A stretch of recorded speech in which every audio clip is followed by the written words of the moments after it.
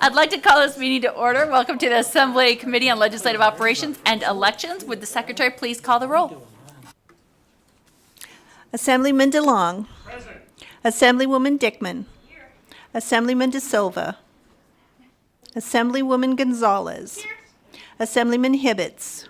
Assemblyman MacArthur. Here. Assemblywoman Miller. Here. Assemblyman Miller. Here. Assemblywoman Monroe Marino. Here. Assemblywoman Newby. Here. Assemblyman Yeager. Chair Gorlow. I am here. Please mark Assemblyman Yeager present when he arrives. I want to welcome everyone here in Carson City, and doesn't look like we have anybody in Vegas, but hopefully someone will join us there, and perhaps we've got some online as well. Please remember to silence all your devices. I know a couple times, last couple of meetings, we've had some phones go off, so please silence them so it doesn't interrupt our presenters. We have two hearings today. We have ACR 4 and ACR 6. Both will be presented by Assemblywoman Summers Armstrong. If you do wish to testify, please don't forget to push the microphone button. Also speak and say your name slowly for the record. When testifying, I already said that part, sorry. We do expect courtesy and respect from everybody. That not only is going to the people on dais, but even within our audience. And with that, I think we've got all of our reminders out. So please, Assemblywoman, when you're ready, please go ahead and begin. Thank you, Chairwoman Gorlow. Thank you, Vice Chair. I don't see the Vice Chair. Miller. Oh, that's because Mr. De Silva is in the way. Hello, everyone. My name is Chandra Summers Armstrong, and I represent Assembly District 6. I am very pleased and quite nervous, actually, to be here with you today to present to you ACR 4. As you can see on the screen, ACR 4's purpose and intent is to direct a Joint Interim Standing Committee on Government Affairs to conduct a study of the use of polygraphic examinations on certain employees.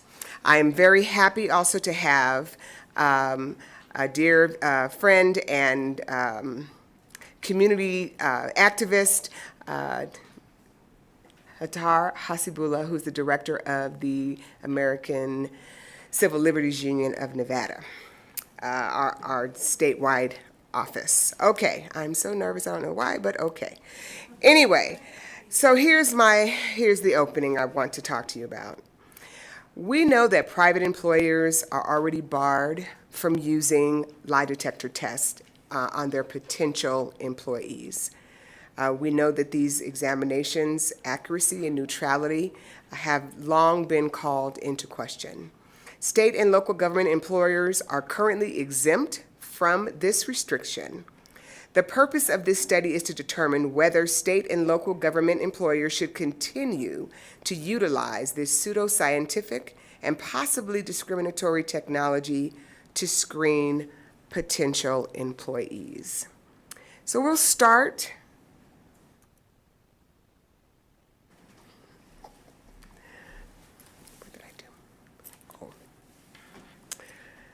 Okay, we'll start by looking at this graphic that talks about what polygraphs do. How do they work? As you can see from the example, the candidate is placed in a chair. They have a blood pressure cuff and other kinds of monitors placed on their body. A polygraph will collect physiological data from at least 3 systems in the body: respiratory activity, sweat gland activity, and cardiovascular activity. The test cannot actually test for honesty. It doesn't test for honesty. Instead, it relies on the polygraph operator's analysis of the tested person's responses, which can be inaccurate. As such, polygraphs are usually not admissible as evidence in courts in the United States. So my question, and what I'm hoping this study will be able to answer for me and for all of us, is the polygraph examination a reliable tool to determine the suitability of a candidate for government employment. I'm sure you are all aware, especially those of you who sit on judiciary, that these are used for our public safety officers. And it is important to me that we investigate this to ensure that we are not excluding good candidates for these jobs based upon this examination. So that was an overarching question, and here's some more detailed questioning that I'm hoping the study will answer. And that is, does the polygraph examination ensure the recruitment of the best candidates? I'm hoping that the study will examine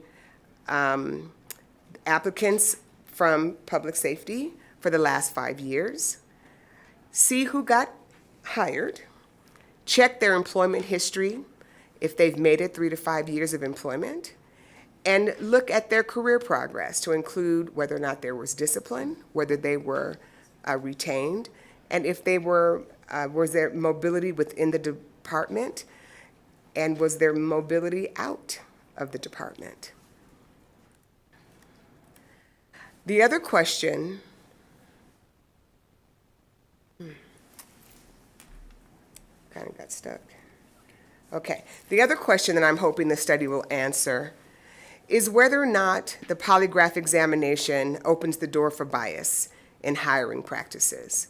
And I believe that the study should also examine for those clients or applicants who identify themselves as minorities, who applied in the last 5 years, racial disparity on test failure and callback, and I'll go into that a little later. And again, the basic employment history of those who were hired, if they stayed for 3 to 5 years, and what their career progress was, to include discipline, retention, and mobility within the department, and whether or not they stayed with the department. And the reason that I'm asking for there to be some specific data collected on bias is we had a hearing earlier this session, and a question was raised by one of our colleagues from Assembly District 35, and he was concerned about how long, 39, excuse me, and he was concerned about how long it took for the Department of Safety to process employment applications. And he was specifically concerned about why some of the candidates that he actually knew who were not hired or who were barred from application because of the polygraph. And those same applicants left, since they were disbarred or disqualified, went and were hired by another public safety organization. And the answer to his question, his inquiry was this from Sherry Brugman of the Department of Public Safety. She's the deputy director. And she said, "You are right. We have found that by doing the polygraph first, we've been able to keep up with all of the backgrounds without having that backlog. And we are finding close to 50% fail rate. However, we do go back and look at some other things. The polygraph officer who handles it does not have the final say. It goes to the department, back over to the hiring authority. It is either the lieutenant or sergeant at Highway Patrol or the lieutenant and sergeant at Parole and Probation who look at the facts. We ask more questions. And I have to say the majority of our information comes from other law enforcement agencies that have already performed a background. So often that is the primary issue where we have more information than just the polygraph itself." This is a concern for me. It is a concern because we have a test that 50% of the people who take it fail. And because the rate of failure is so high, we now have to move to a discretionary process that picks and chooses which of the candidates, after they have failed a polygraph, get a second chance and get to move on to another set of qualifiers in order to be able to hire into these jobs. We know that anytime we are working outside of a process and adding, we open up the door for biases. And there are people who want to work in this field, and we don't want them disqualified. We need to hire people, but we need to find a process that is more accurate. And I'm hoping that this study will help us do that. At this time, that's pretty much my presentation. I do have some articles that I found that you might find interesting, but if Mr. Hesibula has anything else to add, that's pretty much all that I have for this. Attar? Thank you, Assemblywoman. For the record, Attar Hasibullah, first name spelled Athar, last name spelled Haseebullah. I serve as the Executive Director for the American Civil Liberties Union of Nevada. Obviously, we're supportive of this bill, specifically because lie detection technology has been rejected by scientists for decades. That was most definitively done in a comprehensive expert report published in 2003 by the National Academies of Science that has dubbed polygraph tests to be a pseudo-scientific approach. Lie detectors are banned for use by private employers, as was mentioned, and are not admissible as evidence in court. But as we've seen, public bodies continue to utilize these same polygraph tests, and the fail rates we've recognized over the course of years and through data obtained from both police departments and lawsuits have shown that the fail rate end up being higher in certain communities than in others. They vary wildly from examiner to examiner. And there really isn't an exact science underlying it, because so much of what's done is contingent on the examiner's own approach to understanding nonverbal communication. Polygraph tests can have lasting negative repercussion in an applicant's life. As we've mentioned in other hearings, the ACLU's position is that we hope to get more Nevadans back to work, not fewer Nevadans to work. If polygraph tests continue to play a role in providing and serving as a barrier to employment opportunities, it's something this body should consider assessing. Since 1950, the ACLU has been opposed to lie detectors, and it's never been exclusively about their ineffectiveness or the technology of the polygraph, but because of the elements and the violations associated with the Fourth and Fifth Amendments that are implicated, as well as the fact that they're a fundamental affront to human dignity. And the use of lie detectors in hiring is an example of larger and more disturbing trend, which is the apparent inability of our individuals who are in those employer settings that are utilizing these to discriminate between solid science and highly discretionary techniques that, as National Geographic once put it, rely on methods and interpretations that involve more craft than science. Among the forensic techniques that the National Academies of Science report previously found to rest on uncertain scientific ground are hair analysis, bite mark analysis, arson analysis, and other widely relied upon forensic techniques. But we find ourselves here in these types of circumstances dealing with things such as polygraph tests, which in 2023 haven't really played a role. We've attempted to conduct greater data research just on Nevada specifically and what those numbers have looked like. But the majority of research that exists with respect to the barriers, as well as the data that's and information that is available, seems to be based on national settings. To my knowledge, this will be the first one in recent memory that actually shows what's happening in Nevada, and we can never have too much data. So that's why the ACLU is proud to support this study, and we thank the Assemblywoman for bringing it forward. Thank you, Mr. Hesibullah. So that's pretty much all that I have. I'm open for any questions, and I believe that Mr. Hesibullah will stay on the line and answer anything that is outside my ability. Thank you. Thank you very much, Assemblywoman. I do have a question first from Assemblywoman Gonzalez. Thank you, and thank you so much for the presentation. I was just curious about what the data sharing looks like. Are we talking about one police department? Is this every police department in the state? And kind of like, how are we protecting people's information while we're conducting this study? Thank you. Thank you, Chandra Summers Armstrong, for the record.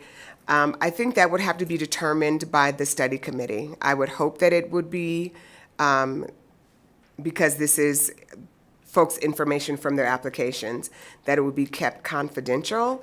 And so it doesn't necessarily have to have names, but I think the identifiers, as far as, especially for those candidates who are of ethnic groups, it would be really important to collect that on a basis so that we can know what we're getting, right? And I was not able to verify on NDOC's, not in the Nevada Department of Safety's website, their data on hiring. Theirs was very it was very flat. It just gave me how many people were hired and how many people left. That was part of their presentation in February. And so we didn't have any drill down data to pull from. So I think we're going to have to ask specific questions to get specific data. Thank you so much. And then I was also wondering, I guess my concern is like, with knowing who like passed or failed a poly, like could that be used against them in the future now that we're collecting data on it? So I just want to make sure that for the committee, you know, that we're protecting that information, because I wouldn't want the wrong person to have that information, right? And then my question would be, do you know how long a polygraph pass or fail stays on an applicant's application? Chandra Summers Armstrong, for the record, I did not ask that specific question, but in the hearing, it was the contention was 18 months minimum and possibly permanent, and Ms. Brugman did not say that that was not true. Welcome. Thank you. Next, we'll go to Assemblywoman For the Monroe. record, Atar Oh, Hasib. sorry. My apologies. I was just going to add on to the first portion of the question with respect to the data confidentiality question. For the record, Atar Hasibullah, ACLU of Nevada. The actual data collected here refers primarily to the methodologies, implementation strategies, and quantities conducted, not with respect to the personal information or identifiers conducted. So there wouldn't be an expectation that a study of this nature would include any level of personal information, only effectively the items that are laid out, and any additional items beyond that would actually exceed the bounds of the study and the confidentiality provisions. So to Assemblywoman Summers Armstrong's point, it's actually spelled out what the body is to consider. And also that body must remain within the parameters of the law when discussing what that ends up looking like in terms of implementation and setting parameters for the study. So it seems rather narrow. But again, because we don't have any of this data really readily available statewide, agency to agency, it's unclear what the barrier has been. And so as it stands right now, the narrow nature of what the study would call for poses significant benefits while preserving confidentiality. Thank you very much for that clarification. Next, we'll go to Assemblywoman Monroe Moreno. Thank you, Madam Chair. Do you know how many police departments, public safety agencies within the state currently use the polygraph system? Thank you, Madam Chair. Thank you, Assemblywoman Moreno, for the question. I know that Nevada Department of Safety does. It is my understanding, but I didn't ask directly, that also Metro does. I'm not sure about North Las Vegas, ma'am. Can I ask one more question? Yes. Would this ACR also include the VSA, the voice stress analysis testing, or simply polygraphs? Chandra Summers Armstrong, from the record, we did not include voice stress, ma'am. We just asked for the polygraph because that was clearly delineated in testimony. If there is an interest in that, I think it could be considered, but I think that we should probably keep it as narrow as possible. Thank you. Committee, are there any other questions? I saw one come through on our chat. Just out of curiosity, do we know how many other state agencies use polygraphs?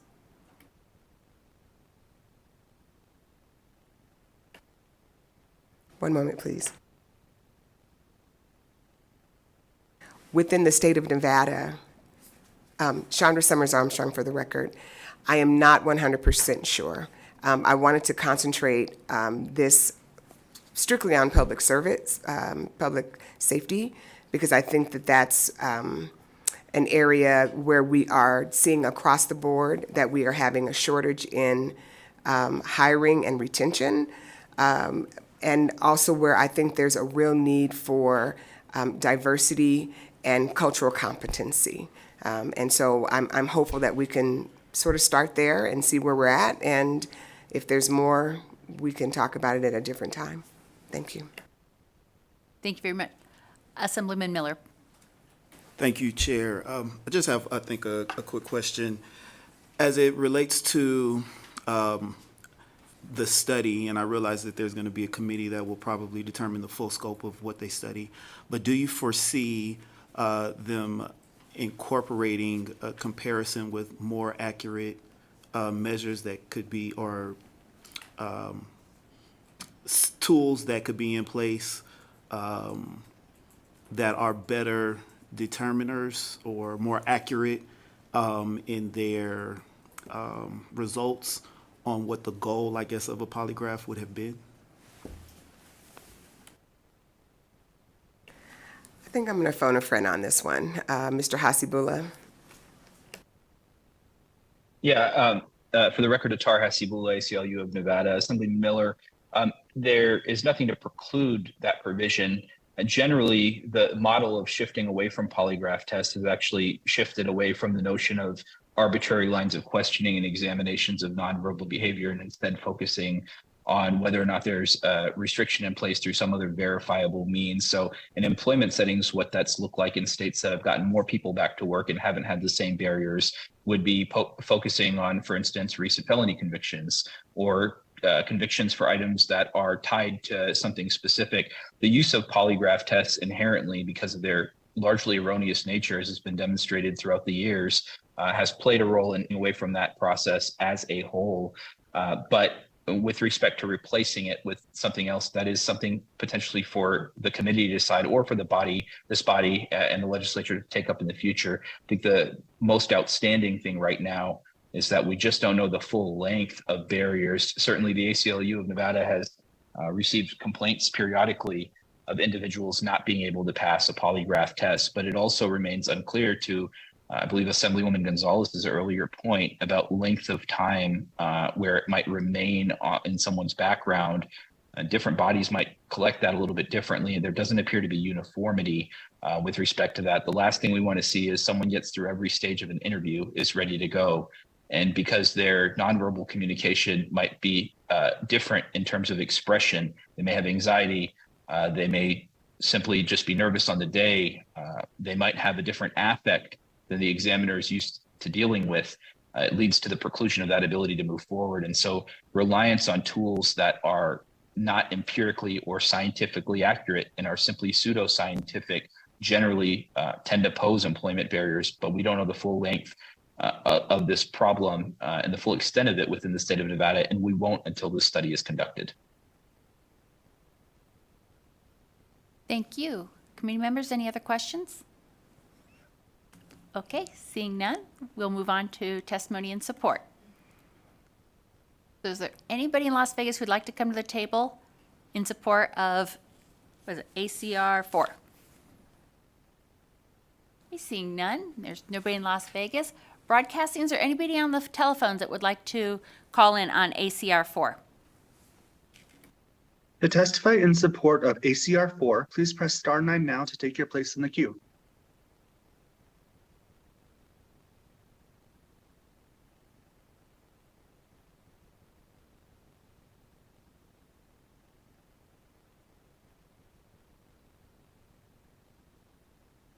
Good afternoon, Madam Chair, members of the committee. My name is Mikey Kelly. I'm the chair of the Nevada Democratic Veterans and Military Families Caucus, and I am the state director for the DNC Veterans and Military Families Council.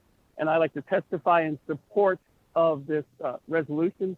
I want to thank Assemblywoman Summers Armstrong for proposing it. This has been an issue that veterans have, quite frankly, complained about for many years as to why they are subjected to, quite frankly, a test that does not really test the true accuracy and truthfulness of anyone. Nobody in our profession, in the national security profession, 4-star generals, admirals, anyone in the CIA, no one has to undergo polygraph. That is absolutely unusual. We don't have to undergo voice stress analyzers. And we're entrusted with some of the nation's highest and most, quite frankly, dangerous secrets every single day. So we find it very unusual that we have to go through polygraph and voice stress analyzers when applying for government agencies, local government agencies, and, for example, municipal police departments. For a record, the NYPD, the U.S. Marshal Service, the VA police, and the military do not conduct voice stress analyzers and do not use polygraphs. It is inaccurate. It doesn't necessarily determine anything. Thorough backgrounds work, but these have never worked. I urge you to approve this, conduct the study, and you'll find out that the truth is these tests are a waste of time. They hinder hiring and, frankly, work against veterans. And just for the record, I will give you an instance where we've had veterans with top secret clearances who have actually been turned down by departments because of the polygraph results or voice stress analyzer results. Meanwhile, these folks are still serving as National Guardsmen or reservists with top secret clearances. Again, thank you very much for this resolution, and we look forward to seeing it move forward. Thank you very much, Mr. Kelly. Broadcasting, next caller, please. Chair, there are no other callers to testify in support at this time. Hey, thank you very much. With that, we will close the testimony in support of ACR 4 and open up testimony in opposition. Is there anybody in Carson City who would like to come up to the table in opposition? Okay, seeing none. Seeing nobody in Las Vegas. Broadcasting, is there anyone on the telephone who would like to provide testimony in opposition of ACR 4? To testify in opposition to ACR 4, please press star 9 now to take your place in the queue.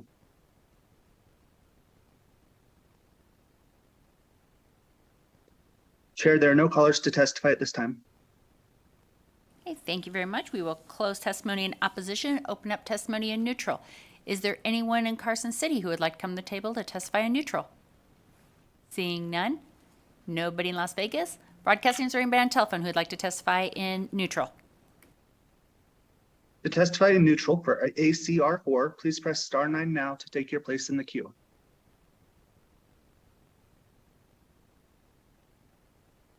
Chair, there are no callers to testify in neutral at this time. Thank you very much, Broadcasting. Assemblywoman, do you have any final comments on ACR 4? Thank you, Madam Chair. I just want to say thank you to all of you for listening attentively and for your consideration of this study.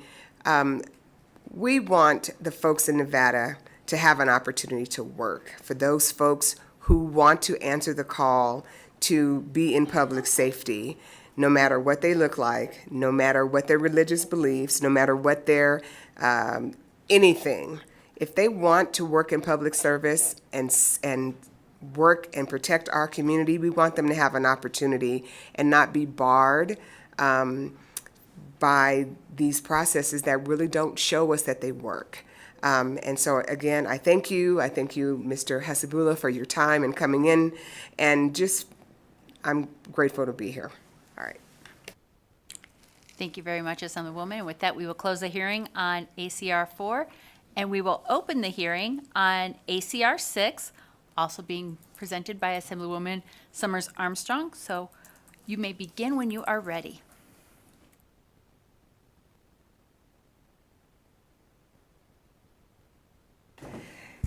Thank you, Madam Chair. Madam Chair Gorlow, Co-Chair Miller, and all the members of this committee.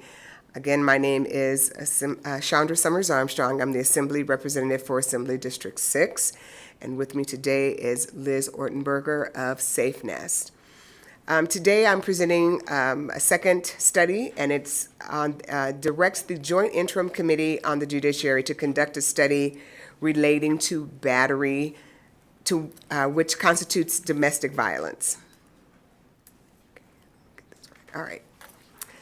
So during the judiciary this session, I carried a bill on behalf of Safe Nest. I'm just going to give you a little backstory. I went to an event with the CEOs who are representing nonprofits. They're all in the building today. And at that meeting, I had a chance to speak with Ms. Ortenberger, and we talked about the issue of domestic violence strangulation. And I carried a bill, and it is going to be on general file tomorrow. That would allow for, no, it's not on, it went to the ways, it's on ways, yes. And this bill's purpose is to try and find a way to finance the examination for strangulation. We have an epidemic in our community of domestic violence. Ms. Ortenberger will speak to you about that. This is a very serious issue, but it's also a very touchy issue. And one of the asks from Ms. Ortenberger was to change the definition of strangulation. We had some conversations with her organization and others. I believe, yes, Ms. Serena is here in the audience, and about whether or not the definition of strangulation should be changed and what the effect of that change could be on our community. On the screen, you have the current definition. Strangulation means intentionally impeding the normal breathing or circulation of the blood, applying pressure on the throat or neck, or by blocking the nose or mouth of another person in a manner that creates a risk of death or substantial bodily harm. When we had our discussions, I believe in trying to do things collectively and collaboratively, and I invited both the advocacy groups, the DAs, as well as the PDs. We were not able to come to a decision on what type of language change there should be. Ms. Ortenberger is going to talk to you about her concerns and where she believes the language should go. And at the last slide, you will see what the questions we want the study committee to address, so that we can come to a decision on where this language should be. This is really critical, and it's critical that it's collaborative, and it's critical that it's looked at in a fact-finding manner and data-collecting manner, so that we know what we do and how it can affect our community as a whole. So I've included language on this slide from other states so that you can see how others have positioned themselves. I'm going to hand it over to Ms. Ortenberger, and she's going to talk about her perspective. Hi, Liz Ortenberger for the record. I'm the CEO for Safe Nest. Safe Nest is a large domestic and sexual violence agency. We work with over 20,000 clients a year. Our clients include survivors, those perpetrating violence, and children affected by this epidemic. What we do know is that strangulation is a red flag for homicide. The Training Institute on Strangulation and Prevention reports that when a female victim is strangled once, her chances increase by 750% of being a victim of homicide. Each time she is strangled, that percentage increases. On average, a woman waits 5 strangulations before she calls 911. That's a research-backed study. Studies also show that households with children where strangulation is occurring, the children are being strangled 10% of the time. We also know the Training Institute on Strangulation and Prevention called out Nevada's definition on strangulation as problematic based on the last few words, death or bodily harm. Only Nevada and Oklahoma carry this extra burden on their definitions. What we do know, or what we do not know, in a complete sense, is the effect this is having on the justice system for both survivors and those accused. ACR 6 allows Nevada the interim period to review, gather data from our courts as to how often the outcomes of these cases and the facts surrounding what we're seeing in our justice system. This critical process can provide an avenue for understanding and efficiency to our system, ensuring everyone receives the justice they deserve. Other than immediately changing the definition, this is the correct response for victims, those charged with domestic violence, and the community at large. Thank you. Thank you, Ms. Ortenberger. She said that much more gracefully than I was trying to say. So in the request, we polled the DAs, the PDs, and also asked Ms. Ortenberger and other folks to send the questions that they felt were important to be asked during this study. And here they are. Under current battery domestic violence strangulation statute, how many are filed? How many are dismissed? How many folks are sentenced to prison for the charge? And how many of these charges are pled down to lesser offenses? We believe that's really critical to know. We also believe that it's critical to understand how many are listed as domestic violence battery by strangulation on the probable cause sheet versus how many are reduced during the prosecutor's charging process. And you can imagine that came from the public defenders. And how many go to trial under the domestic violence strangulation charge, and of those that go to jury trial, the number of verdicts that are guilty, not guilty, or guilty of a lesser included offense. So, as you can see, the parties involved in this on both sides have clearly delineated the types of data that they would like to have collected. And we are hopeful that you will support this so that we can understand this, not just from the perspective of prosecution, but also maybe help us with some prevention. And with that, I will be quiet and open up for questions. Thank you. Thank you very much. Committee members, do we have any questions? Okay, I will go with Speaker Yeager, and then we'll go to you. Thank you, Madam Chair. Thank you for the presentation of the bill. I had a couple of, questions and then maybe one suggestion. So my question, it looks like we're going to prepare a report for the next session of the Nevada Legislature. So maybe confirming what I already know, but assuming that this bill passes, we're going to essentially get that snapshot in time of, whenever the interim Judiciary Committee starts meeting, which I think we're moving that up to September or October this year. But we'll get a 6 to 12 month snapshot. Is that the idea behind the bill? Chandra Summers Armstrong, for the record, yes, it is, to try and capture something quantitative. Okay, and a couple of follow-ups, if I could, Madam Chair. And then, obviously, Clark County is a big part of the population, and then Washoe is a remainder, and we have smaller populations in the rural. So just wondered about if you could indicate whether you've had conversations with folks outside of the major metropolitan areas to talk about, one, their ability to collect this data and the ability to provide it. I think in Clark County, you're probably going to be all right with most of this, but I worry somewhat about some of the smaller courts, and maybe I'm wrong about Clark County as well, but just, I know from being in this building, like data collection and getting actionable, usable data from some of these jurisdictions can be a challenge. So just wondered if you'd had those sort of conversations and what we might do when we inevitably encounter folks who say, we don't collect that information, we can't give it to you, we don't have it.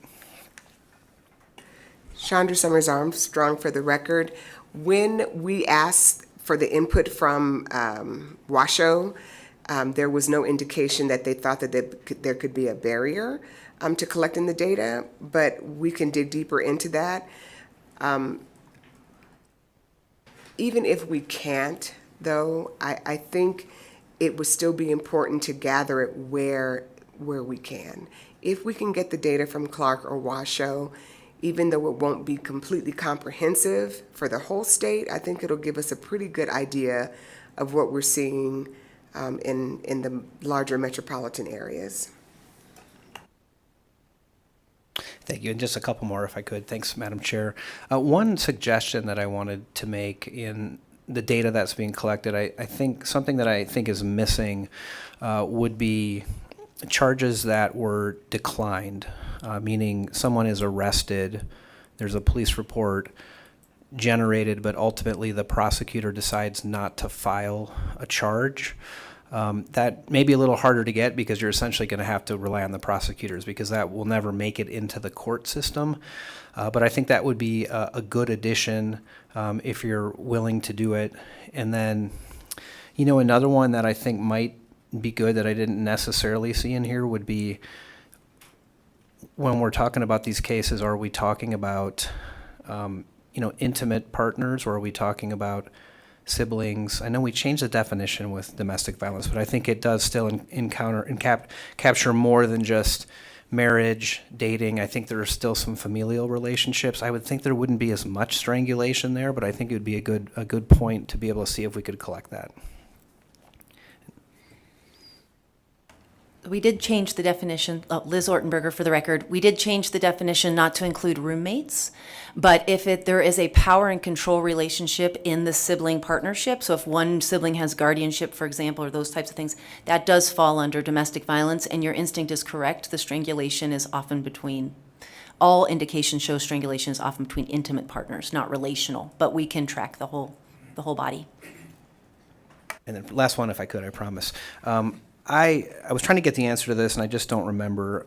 But my recollection was for your misdemeanor domestic violence case. And I know we're not talking about that here with this bill, but that there was a requirement in statute that to negotiate those down, that prosecutors had to provide a reason to the court, that they didn't have the discretion to negotiate them down. And what I don't know is whether that's the case with strangulation or not, because and if this might just not apply, but I just think it would be curious sometimes, right? When someone is charged with battery strangulation and ultimately the prosecutor decides to offer something less than a strangulation, sometimes it's because exactly what you have here, right? You have an uncooperative victim, or I shouldn't say uncooperative, but a victim who just doesn't want to participate. Sometimes you have a recanting victim. Sometimes that's what the victim asks for. And I think under Marcy's law, they have the right to do that, to have their voice heard.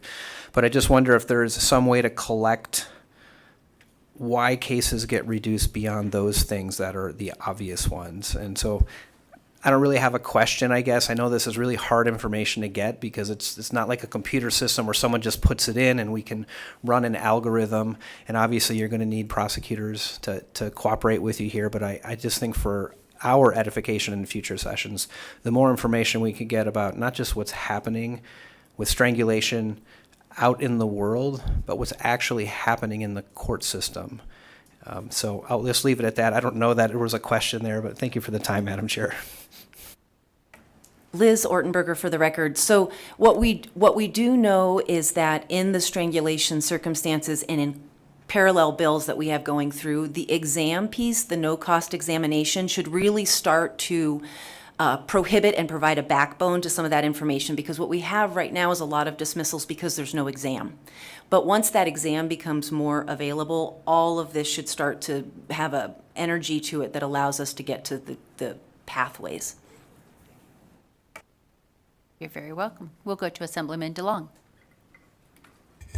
Thank you, Madam Chair. In your presentation, you put up definitions from various states or areas within states, and makes me want to ask the question, is one of the goals of this study is to come up with recommendations on modifications to Nevada's strangulation definition?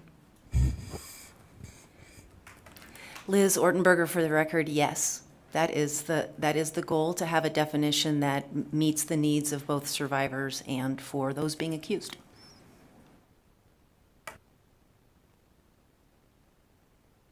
Okay, thank you very much. Are there any other questions?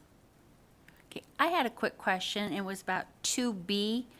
Says defendants accused of battery which constitutes domestic violence and is committed by strangulation by an alleged victim who received a forensic strangulation examination. First, I wasn't really sure what a forensic strangulation examination was, but what if they don't receive that? Would that change things? Liz Ortenberger for the record. So a forensic examination is one that's carried out by a forensic nurse, and that nurse is then also available to be an expert witness if needed during the judicial process. So yes, there is a difference. We have cases of survivors who present to an emergency room, get an examination, but because it's not done in the forensic place, that exam does not hold the water that the prosecutors need to run it as a strangulation. So it is critical that it's done by a forensic nurse. Thank you. And what do you, by chance, know what kind of marks or things that they would be finding during those examinations? Yeah, Liz Ortenberger for the record. Fantastic question. So 50% of strangulations have no physical signs to the naked eye, even on homicide, even when that is a murder. So what they're able to do in these forensic exams is really, it's a phased exam, but the first thing is they have a camera that can see subdermal marcations and bruisings. They know how to look for the batachia underneath the eyelid, which could be broken blood vessels. A lot of things that are not seen by patrol officers, and also depending on skin tone and the time of day, can be very visible at noon in the hot sun, not visible at night. So these exams take all the way through that. They're also looking for DNA underneath the fingernails, scratches to the neck, all other evidence gathering, and they can escalate all the way to a CAT scan if needed. And you do those exams for two reasons. Primarily is for the health of the mother or of the survivor. We have many survivors who have long-lasting medical issues because their strangulation never got an examination, and we couldn't catch things early, like cracks in the vertebrae. And then the other is for the forensic piece and evidence gathering. Madam Chair, if I might add, I would like Ms. Ortenberger to talk about, if you would allow, where these exams are conducted and why there is a barrier for them to be undertaken. Liz Ortenberger for the record. So in Clark County, we have one forensic nurse for 2.4 million people. And as you can imagine, on a busy weekend, we're close to 3 million people. That nurse is charged with all sexual assault exams and any forensic strangulation exams. These exams happen in the downtown centralized county hospital in a very noisy emergency room. So if you can imagine having an almost life and death experience or being sexually assaulted and then having to go to the county emergency room at 2 a.m. on a Saturday morning and waiting sometimes 16 hours without a shower to be able to be an exam. That's another set of legislation that we're working on. There are only 6 forensic nurses in the state of Nevada. So it is, there absolutely is a bottleneck to us being able to do these exams with the survivors that we need, or the services that we need at this scale. And the cost of the exam, sorry, thank you for that piece, Assemblywoman. An exam, when a survivor walks into the exam room, the first thing they're told is the cost for a strangulation exam is between $500 and $1,500. And many of these survivors are also, that is a lot of money to put up front, even though they're told they can be reimbursed by victims of crime, but even a reimbursement is a prohibitive barrier. Thank you for that. That's kind of disturbing that the victim then gets charged, we'll say average of $1,000 for an exam. Hopefully we can work on that one. But we'll go on. I believe Assemblyman Hibbets, did I see your hand up? Okay, thank you. Thank you, Madam Chair. When did we get down to one sane nurse for the entire county? Liz Ortenberger for the record. To my knowledge, we have always had one. In 2007, there was legislation for more, but it did not pass.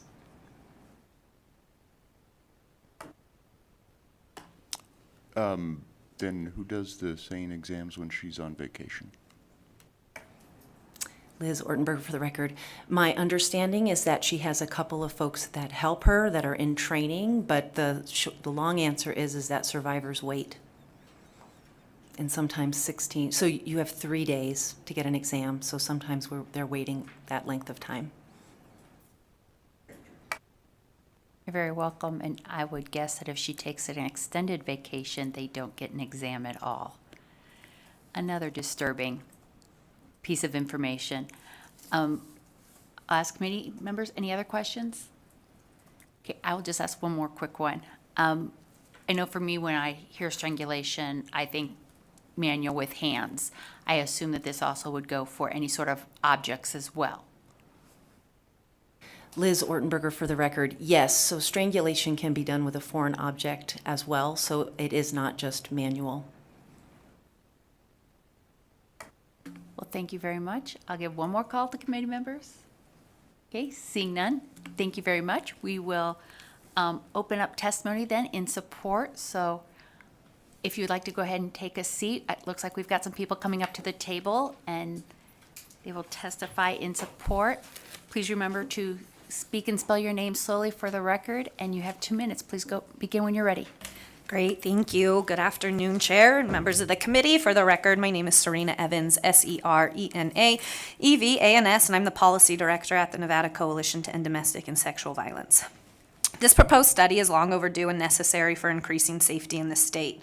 We know that non-fatal strangulation is a powerful form of abuse used by perpetrators to send a clear message, inflict fear, and maintain power and control. Shockingly, nearly 1 in 10 victim survivors of intimate partner violence have been strangled by their partner. Those who have experienced non-fatal strangulation have an increased risk of homicide by 700% and are at high risk for traumatic brain injuries or other medical complications. Despite these alarming statistics, we routinely see strangulation charges being dismissed and pled down, and victim survivors left without the necessary resources. Nevada continues to be one of the deadliest states in America for women, and we have to evaluate our current systems and hold them accountable. This study will ensure that recommendations to modernize our strangulation statutes and system response are thoughtfully crafted with the input and collaboration around the state and backed by the necessary data. We urge its support. Thank you. Thank you. Is there anyone else in Carson City who would like to come to the table to testify in support of ACR 6? Okay, seeing none, going to Las Vegas, see nobody there. Broadcasting, is there anyone on the telephone who would like to testify in support of ACR 6? To testify in support of ACR 6, please press star 9 now to take your place in the queue.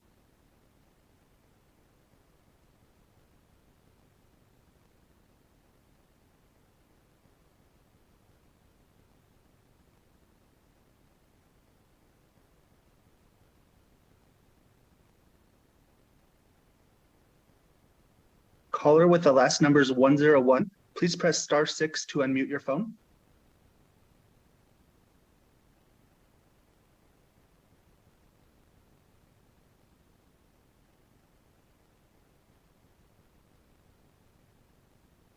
Can you hear me?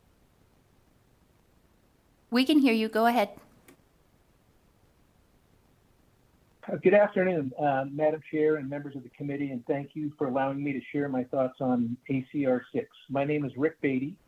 My wife Diane and I are co-founders of the Alessandra Foundation.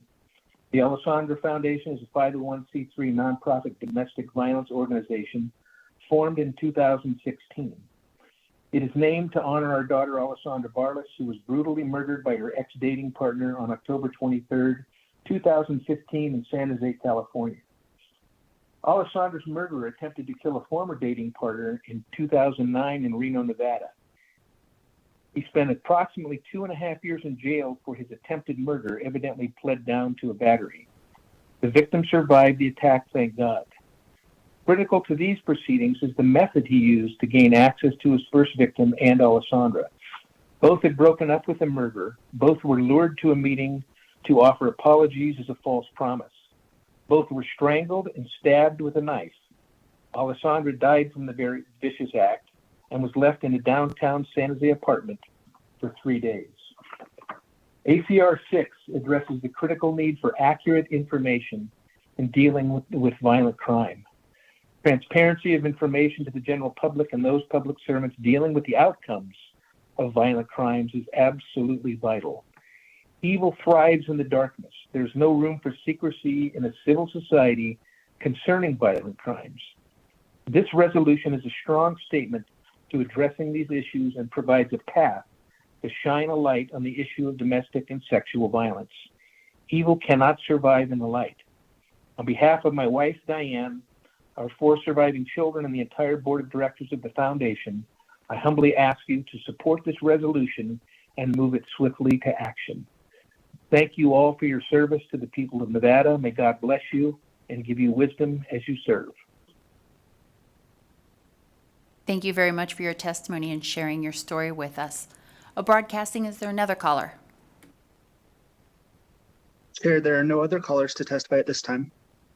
Thank you very much. We will close testimony in support of ACR 6, and we will open up testimony in opposition of ACR 6. Is there anyone in Carson who would like to come to the table? Okay, seeing none, seeing no one in Las Vegas. Broadcasting, is there anyone on the telephone that would like to testify in opposition? Chair, there are no callers to testify in opposition at this time. Okay, thank you very much. We will close testimony in opposition and open up testimony in neutral. Is there anyone in Carson City who'd like to come to the table in neutral? Seeing no one and seeing no one in Las Vegas, we'll go to the phones. Broadcasting, is there anyone on the telephone? Chair, there are no callers to testify in neutral at this time. Okay, thank you very much. Assemblywoman, would you like to say some final remarks?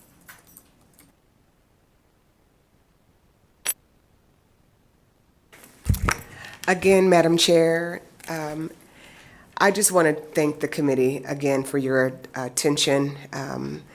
This is a really, really serious issue. It has grave implications for the victims, and we need to do what we can to gather data and come up with something that is equitable all the way around. I'm so grateful to Ms. Ordenberger. I'm very grateful to Ms. Evans just for hanging in there and working in a space that I can't even imagine on a daily basis how difficult it is. And I'm also grateful to the DAs and the PDs who came to the table and put their request in. And this is an opportunity for us to work together on something and hopefully come up with a good resolution. There are lives at stake here. For those who are victims, and also lives at stake for those who are accused. And we just want to do the right thing, and I'm just grateful for the opportunity to be of service. Thank you. Thank you very much. And with that, we will close the hearing on ACR 6, and we'll go on to public comment. Each person has 2 minutes to provide testimony. Written public comment may also be submitted to the committee up to 24 hours after the committee. Is there anyone in Carson City who would like to come to the table for public comment? Okay, seeing none and still seeing nobody in Las Vegas. Broadcasting, we'll go to telephones. Is there anyone on the telephone for public comment? If you would like to provide public comment, please press star 9 now to take your place in the queue.